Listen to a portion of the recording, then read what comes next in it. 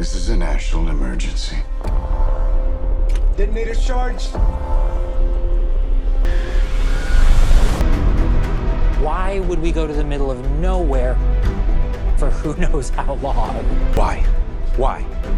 How about because this is the most important thing to ever happen in the history of the world? The world will remember this day. You are the man who gave them the power to destroy themselves. And the world is not prepared. 8, 7, 6, 4. Oppenheimer is directed by Christopher Nolan and follows physicist J. Robert Oppenheimer, who was appointed to work on the top-secret Manhattan Project during World War II.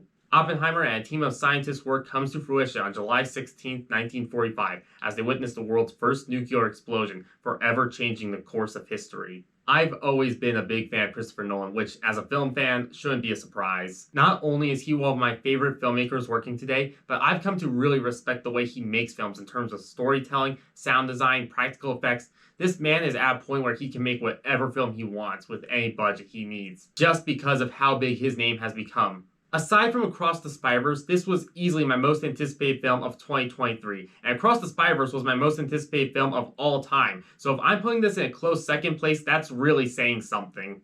And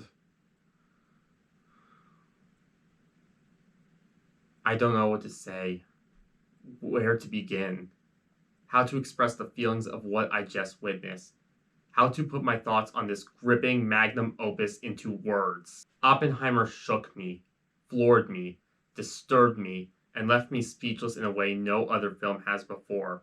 I don't think there is a better sentence to describe this film than terrifyingly beautiful. Similar to every Nolan film, you're not going to pick up on everything happening on the first viewing. Even though the film is 3 hours, things are moving very fast in terms of editing, dialogue, and how the movie shifts perspectives with its framing device. Those things have always been staples of Nolan's films, and if you have issues with those parts of his previous movies, you're most likely going to have problems with it in this film. For those who don't know, the black and white scenes are supposed to be what objectively happened, while the colored scenes are what subjectively happened from Oppenheimer's point of view. And this framing device brings a whole new perspective to what you're watching, and makes you want to reflect on every scene, event, and motive, even though you never want to feel what they put you through the first time ever again. This film also has an endlessly fascinating character study with Oppenheimer that elevates this beyond the typical history film or biopic. Not only do we have some purely traumatizing scenes that explore his mental state and how he regrets dropping the bomb, causing mass death and destruction, but the film also questions how much he actually enjoys the fame he got from doing so. The film never asks us to root for him, and because of the framing device shifting from his perspective and what objectively happened, we don't know if this is how he really felt. Even though everything is ambiguous, you get to understand every perspective someone could have on this man and his role in history, where he could have been seen as an American hero or a villain who made a horrific decision and grew an ego as a result. Oppenheimer has been seen as a controversial person in American history,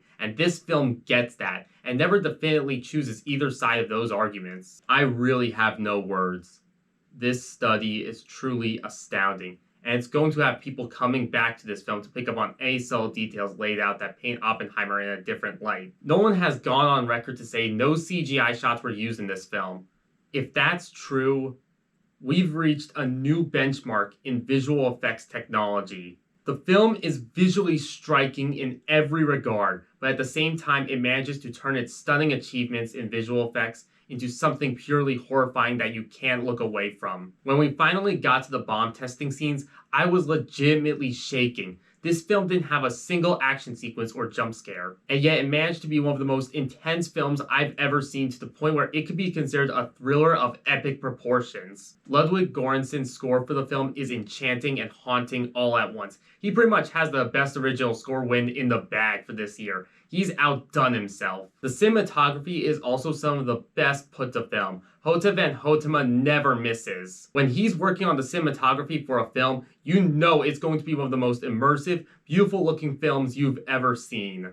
And everything I just mentioned leads to a final scene that brings back all of those disturbing thoughts this film scarred you with, while ending on a final line of dialogue that makes you feel powerless over the unspeakable revelations in these final shots. You feel the terror of how much the creation of these vivid horrors changed our species forever, and the aftermath that could very well bring the end of everything. Needless to say, when the film ended, my theater was dead silent, which I don't think has ever happened before. Cillian Murphy gives a career-defining performance in this film. Not 1 second went by during this movie where I didn't believe I was watching the real Robert J. Oppenheimer. This was absolutely the best performance I've seen this year so far, and maybe one of the best performances I've ever seen in a film, period. And while his performance wasn't as impressive, the same could be said for Robert Downey Jr., who is nothing less than phenomenal, and even delivers a chilling monologue towards the end of the film. Matt Damon is also perfectly cast as General Leslie Groves, and Florence Pugh and Emily Blunt are both staggering in their own rights. Blunt in particular gets an unforgettable scene at the end of the movie that pays off all the raw intensity and performance throughout the film. I'm sure there's going to be a lot of people who consider that moment to be the best part of the film.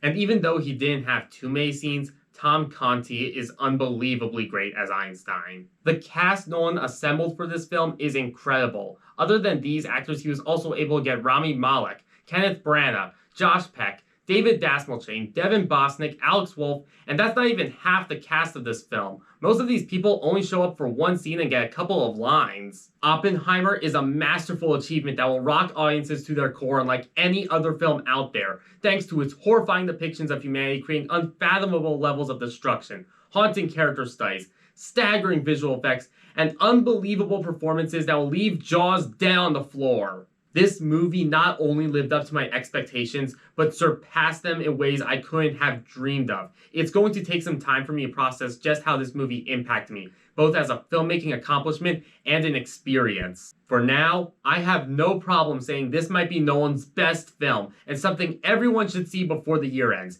And if you're going to see it, definitely check it out in IMAX. It wasn't advertised in that format for nothing. But just know that nothing will be able to prepare you for it. I'm going to give Oppenheimer a 10 out of 10.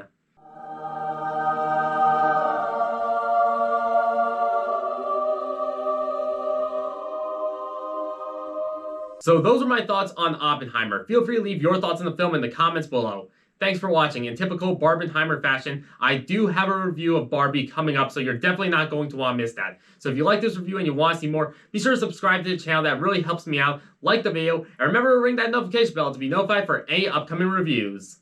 Truman needs to know what's next. 2, What's next? 1.